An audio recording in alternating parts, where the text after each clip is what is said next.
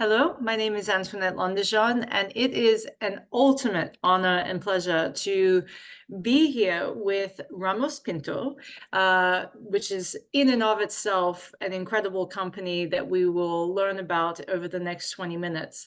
But what really gives me shivers is to have the opportunity to speak with master blender Ana Rosas and blender Thomas Rogerson, both with Ramos Pinto, and especially Ana, that I had the joy of meeting Ana in person a few years ago when I visited Portugal, and I visited this lab where Ana does her best work, and it is a sight to be seen. The amount of information that these two people have in their brains regarding past vintages of port wines, it's absolutely amazing. But this may not make a whole lot of sense. So let's go ahead, take a beat, pause, and just do the basics. Ana and Thomas, please introduce yourselves.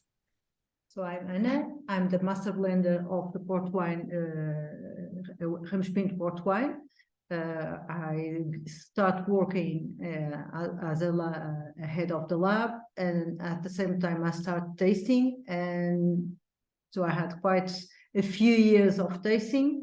First as a trainee when my uncle retired and my cousin took over as a master of blender, and finally I'll do all my way until now. That's for the last 6 years I'm the master blender, and at the same time I take a trainee which is already a professional blender, which is Thomas, and that we start I start my life in Ramos Pinto. And you, Thomas? And for me, so I started, my first vintage was in 2015, and it was straight after finishing my master's degree in winemaking and viticulture. And I had spent a year in Germany and then went vintage hopping to Australia, in Adelaide, a little bit Barossa Valley. And then in the same year, I came to do my first vintage at Ramos Pinto, and I've stayed on ever since. You know, great winemaking starts in the vineyard. So perhaps let's start there first. And could you maybe explain to us where you source your grapes from, and what is the deciding factor for where you source these grapes from? So in Ramos Pinto, in terms of port wine, we are self-sufficient in terms of red port wines. We have 4 domains. One is not it's not for port in the door, for the domains in the door. But then we have 2, Ortiga and Quinta de Bom Retiro, in cima Corvo, and then in Douro Superior, Quinta de Erva Moura, quite a big sense, which produce grapes for port and Douro. Bom Retiro is mainly for port, only a very small part is for Douro wines, so it's only for port. So we have 3 viticultures, which in the end is 1%. In terms of red ports, not white ports, it's less than 2% of our production. And we have it because it's interesting for our colleague of the Douro wines have those viticultures, so we have to have it. And in terms of right, so we don't have anything in the Baixo Corte, with the closest region to the sea. It's only 100 kilometers from the sea. And our main grapes came from Quinta de Bom Retiro, and we have a few old vineyards, and mainly Touriga Nacional and some Touriga, mainly Touriga Nacional and Tinto Cão is from Erva Moura. But we have from the same variety in both regions.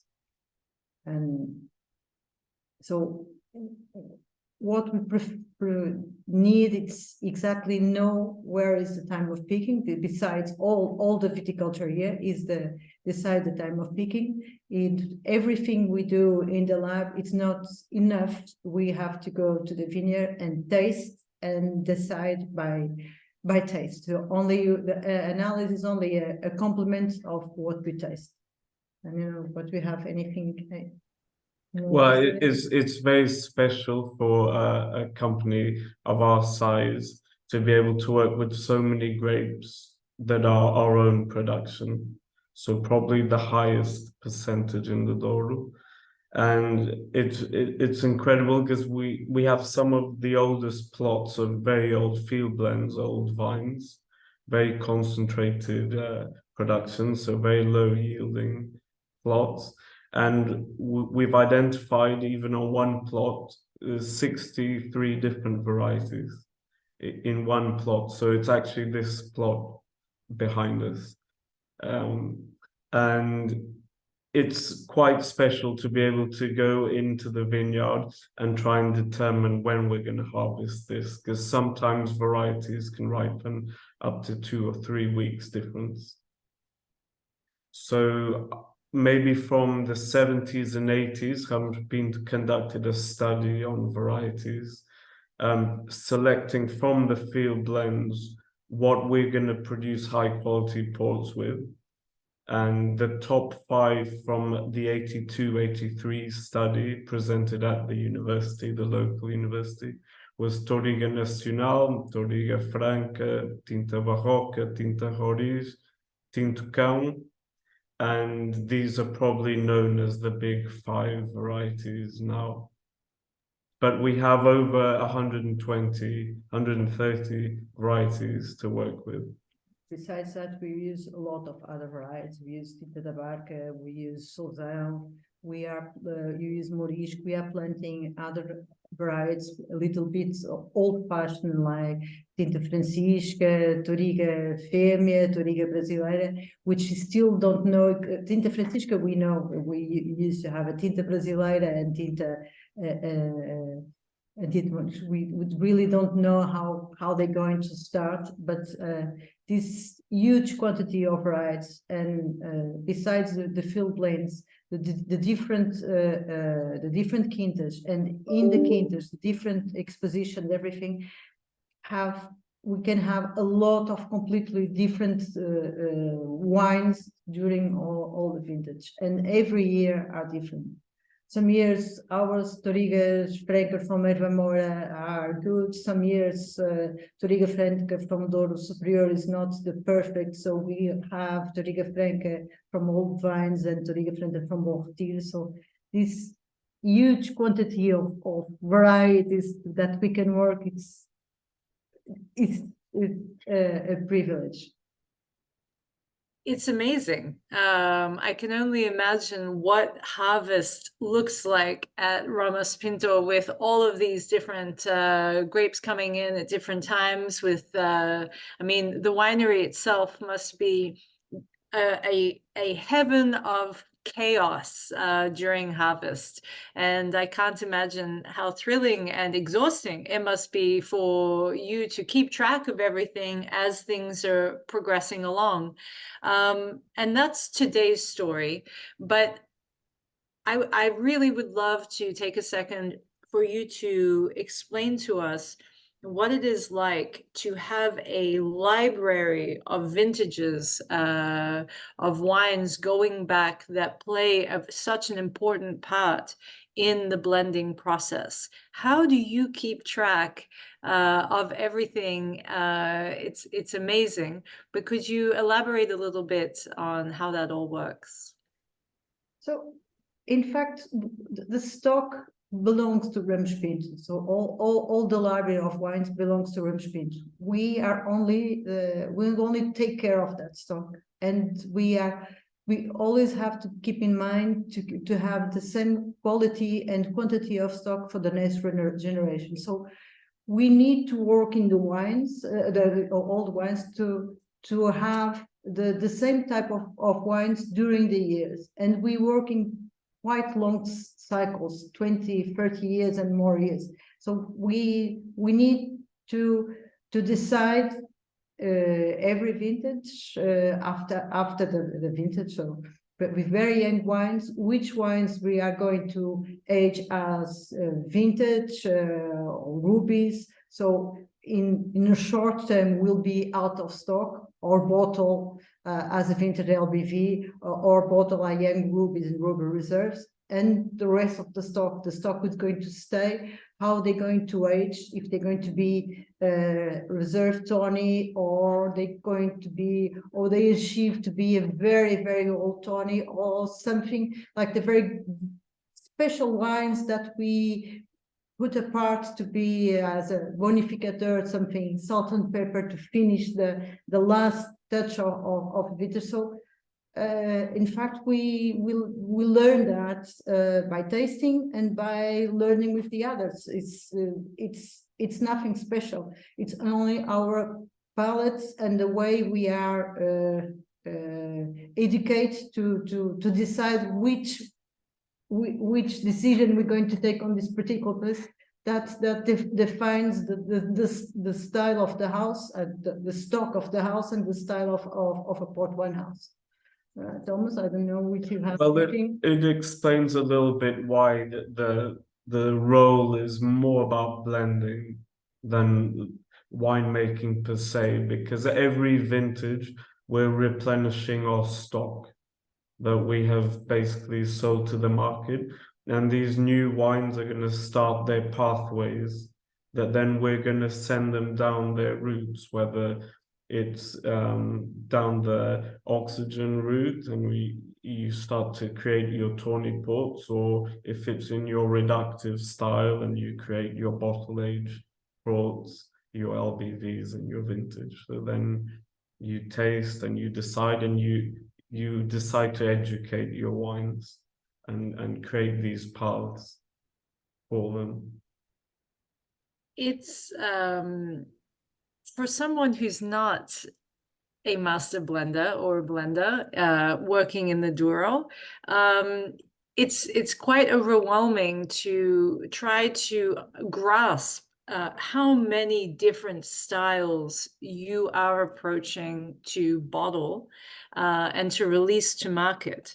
Ramos Pinto has a large selection of wines available here in the DC market. And I had the great joy of tasting through the lineup probably about a month and a half ago, and the wines are absolutely phenomenal.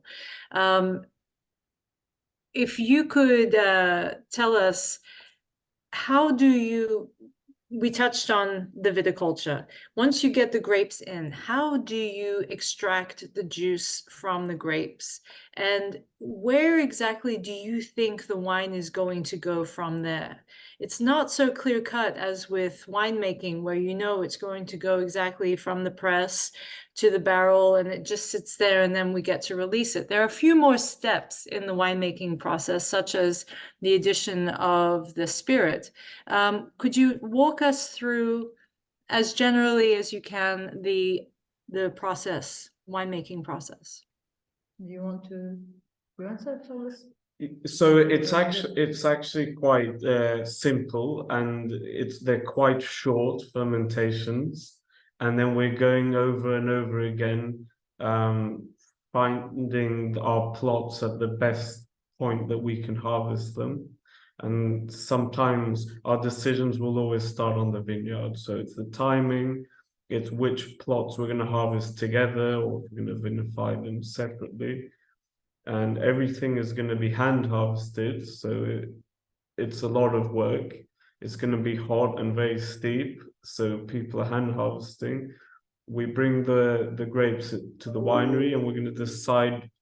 Usually the best plots will be into the lagars, so they're low open top fermenters made out of granite, and we will either decide to destem these grapes or full bunch, and they will be stepped on traditionally by people for 4 hours at night.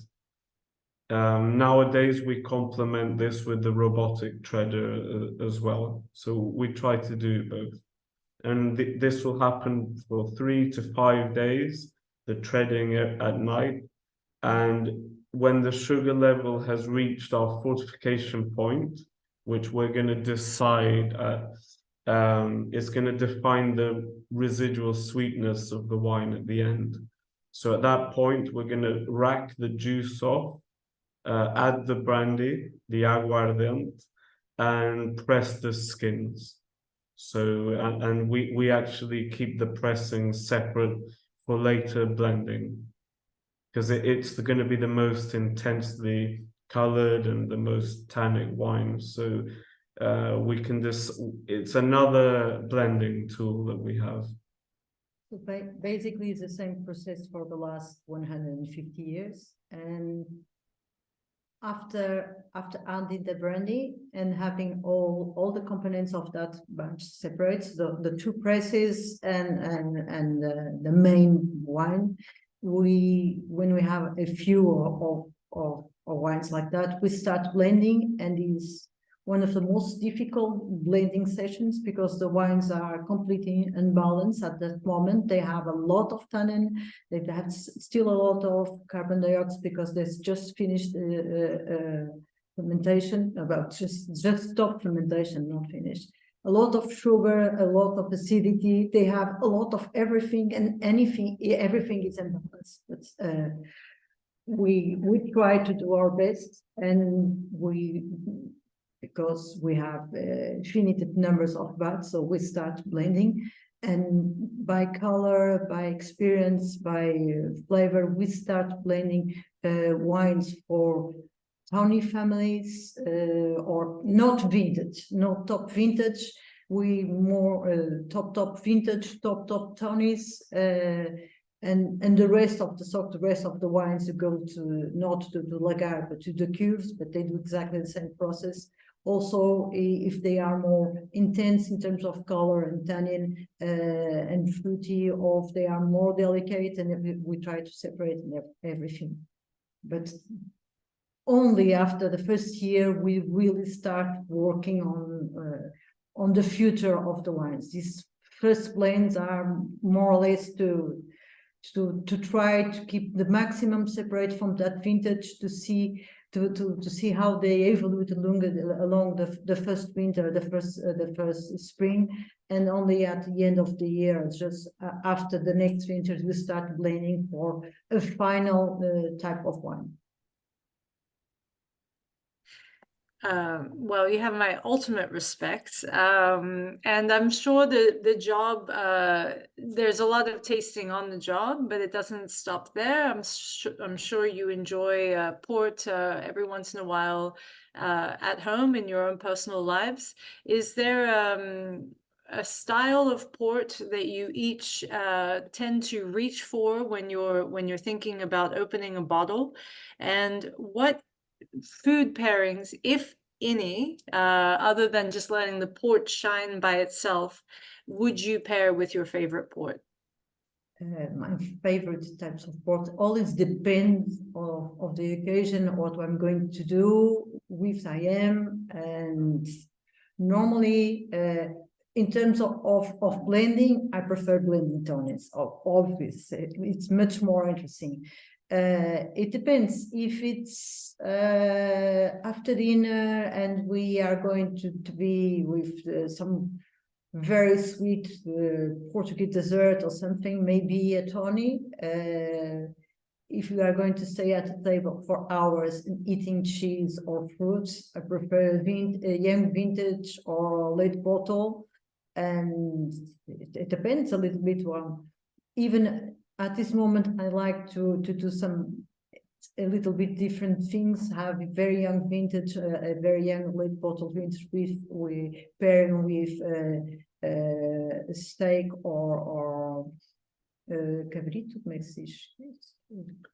Lamb. Lamb, or which I think it's kid, which is very good. And then the whites, it's very hard cheeses to salads and everything, or in a cocktail. So we have port for all the time of the year, of the day. We can drink in different occasions, and it depends of what we really want to do with it. And you? Well, Prefer I think beer? you mentioned all of them. But I think 20-year-old Tawny is an icon wine for Ramos Pinto, and it goes well with sort of the orange-based desserts or egg-based desserts or crema catalana or creme brulee type desserts. That's a winner, I think. Life sounds pretty good at your houses. I hope to get an invitation one day. Just kidding. But for whatever category their port doesn't quite fit into, you do make non-fortified still wines. And can you tell us a little bit about those labels and the concept behind them? So the concept is always the concept of having in the same subregion, which is Douro Superior, to have two domains, two quintas, when it's quite higher and it's a granite soil, so it gives it some minerality and acidity, and the other one is schist, is very close to the Spanish border. It's very low, very hot.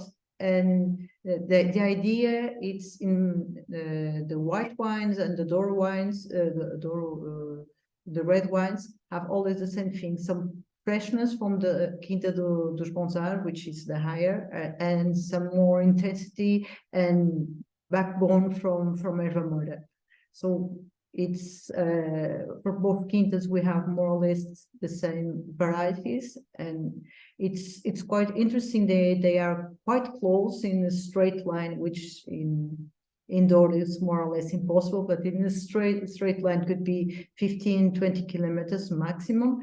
But they have, from picking the Rabigato in Erva Moura to the Rabigato in Quinta dos Bonsar, they have 3-4 weeks difference of speaking. So they are by itself completely different wines, but then I think we managed to do something very balanced and really showing the terroir, which is Douro Superior, with some different approaches.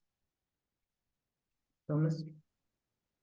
Yes, I think there are lessons learned from blending in port that we can recreate something more complex and more balanced by blending several plots and several different varieties.